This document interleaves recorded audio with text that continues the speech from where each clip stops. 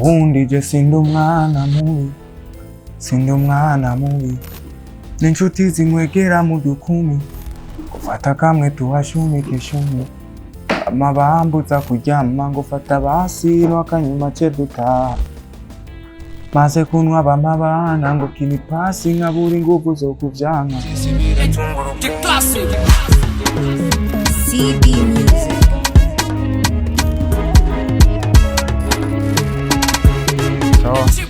Cyangwa byose uri positif kabisa neza. Abavuze ko remix yawe byatumye vyica indirimbo ya mbere. Ese ko 700 remix n'ibintu birenga ntacyo vyakwiciye none. Ndimba twatwinjirije ni sawa abatayikunze ntidufise kuba hatiriza kuri. Abavuga ko ari ikintu gikumbera abavuga ko ari gukubita n'izindi zibiri zitatu uri wenyene ijya nayo remix ntuyigite. Ya mbere barazi uko nayikoze. Bamenya ruko ya mbere yasohotse. So that kuba ya mbere yasohotse batabizi niyo mpamvu niya kabiri kwikora bitari bikwiye ko ndabagisha inama. Abatavyumva aho tutavyumva cyo kintu. Yes.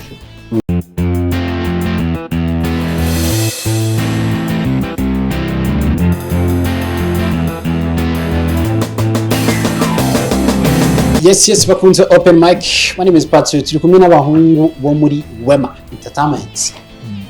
Lino G. Takora mu kids. Bamugije cyane. Kids. Yes sir. Ko bien. Ndashima. Neza. Ndashima yes na. Kumenga yene wara sinzi nyene. Wajemeze neza. Yeah. So muri Wema bimeze gute muri rusangi? Mugiye mubaye mwasinye ama contrat hamwe n'ubu muracari ibikorwa bimeze gute muri rusangi? Lino G. Turashima bimeze neza. Nuko Wambaye na machancho. Wambaye na machancho. Inspiration Nuraja munani mu muryango. Inspiration mu muryango. Yes. Ko bien. Nashukuru Mungu. Madrede manini mahereni ibiki. Yes. Style ya bien. Thank you. So indirimbo yarasohotse nziza cyane remix mu nyuma haro n'indi uri kwa gusohora. Comment wazumvise gute muri rusange? Ni sawa. Cyangwa byose uri positif kabisa neza. Abavuze ko remix yawe byatumye vyica indirimbo ya mbere. Ese ko 700 remix n'ibintu birenga ntacyo vyakwiciye none.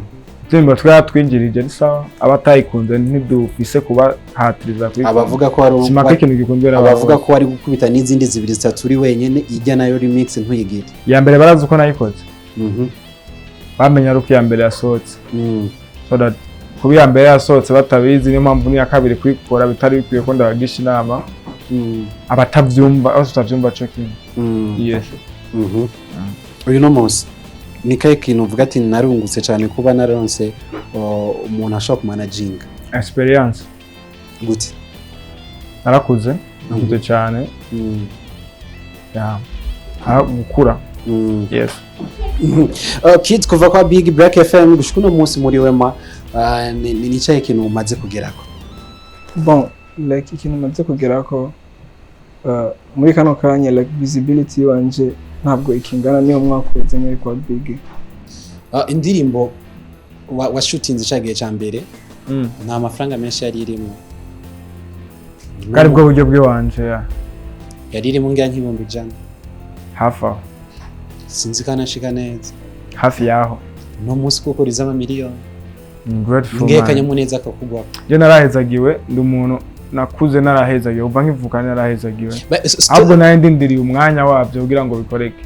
Yego story yayo gatoyi hari umujama mbwiye ati jeje amuna mutije saro. Wundi aniza kamera. Wundi nawara. Wundi aniza studio. Wundi aniza imoju. Umukobwa nawazana rabero. Umukobwa azana rabero ruja byose kabisa byazanye abantu kabisa. Munava kure cyane kabisa. Ako turashima Imana kubera ko byose bifite ukuntu bayipanze mu mipango y'Imana. Yeah. Kid. So bimeze gute msaza nawe? Jemeze neza. Afite indirimbo nziza cyane. Merci. Ariko wibona gute mu myaka 5 iri imbere ukiri muri Wema muvanye ni kuba mu kumurakora ubu? Like aho nibona bon shaka kuvuga like kubera sinerekwa. Gusa uko biri kose nyine byo nsaba nko koresha ingufu nyinshi. Like kuno ushaka kuba uri muri Wema ngo uri kumwe na Ariko uri kumwe na Lino G ngo ushika kure mu gihe utari kurakora. Yeah, I have to work. Ndakora cyane. Yeah, vidéo kumwe n'abana cyane byari bimeze neza. Ya script. Yeah, narabishimye like byaratotse. Byo bien. So mood burimo mu kugira wandike bimeze gute? Bon, je nandika indirimbo mba ndi muri mood ya nyayo. Kuko like muri kamere wanje sanzwe ntinya kubesha. Like nimba ntinya kubesha, ntabasha no musino. Cyo. I'm not perfect. Sometimes ni shetani aranyifashisha. Numuhindo. Arabesha abana cyane. Numuhindo cyane. Ngo sindabe. Bimeze neza cyane. So babwiye kwandika neza ngaramaze kuvyumva hano henshi. Nk'umuntu avuga tumwandikire ushobora indirimbo kuyigurisha byo kongo. Ego. Byo konda mugabo banyemereye muri management. Ya hama nimba bambira ko nzi kwandika like byema mbona ko bidahagije. Yeah. Okay. Ni cyayi gishasha udafitiye mu mpera z'uno mwaka. Yeah, ndashimba nziza. Like kuri je ni nziza. I don't know about kubandi. Gusa nyene uko biri kose ngira bazoyakira neza. Iyindi reko gusohoka. Iyero gusohoka mu kibano. Mu kibano ni byiza imeze neza like bayakiriye neza. Ndashima no views mfise. Yeah, kuko si level narindiko. Gukorana n'umutana nibwo biba bimeze neza. Nasanze ari byiza. Yeah. Ubwa mbere kuntarabonana wari umwumva gute umaze kuja muri management irimo we nawe. Ico gihe umutananirwa yari umuntu ari busy cyane. Ya ndavyibuka kenshi naramwandikira mugabo like bivanye n'umwanya n'akazi kenshi na inshuro. Yeah, siwe gusa n'abandi benshi. Gusa je narabitahura. Niko ushimira ujya mu narejuru cyane. Bon, ikintu ndamushimira. Like first of all ndamushimira ko afite umutima mwiza. Yeah. Lino G we yarakwiye ko n'ifoto ya profile ya sheri wiwe aca amushira. Yambere abayibonye.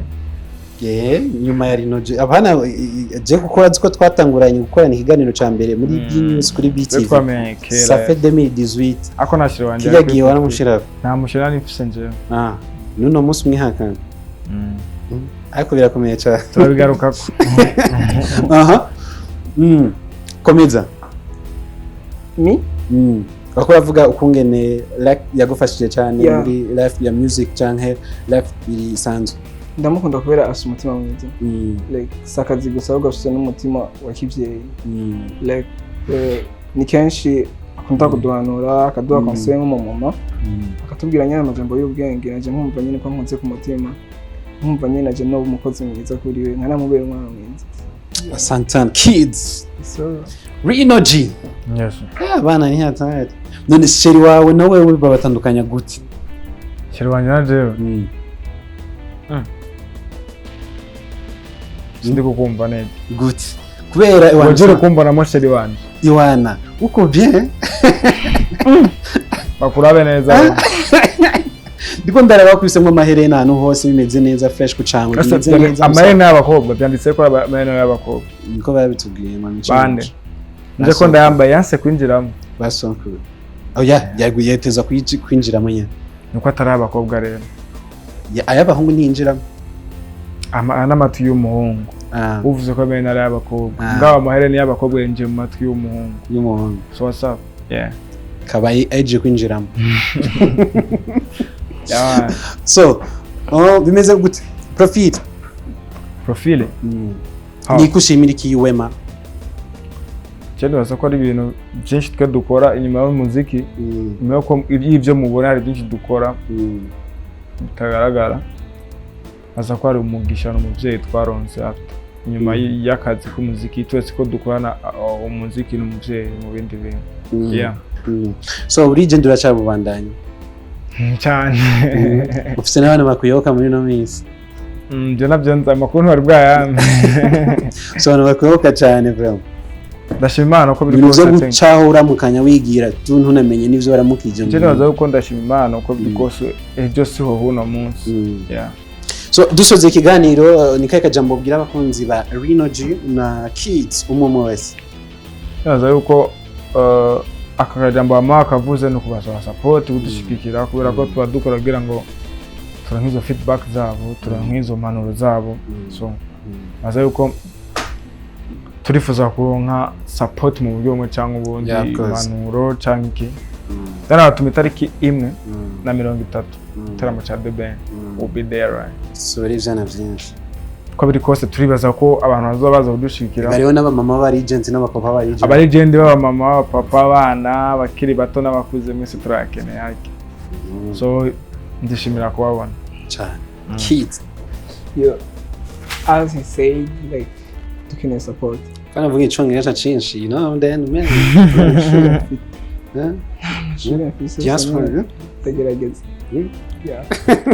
so dukeneye support like because kubera nyine dukora umuziki turimbira abantu dukeneye kubona badusupportinga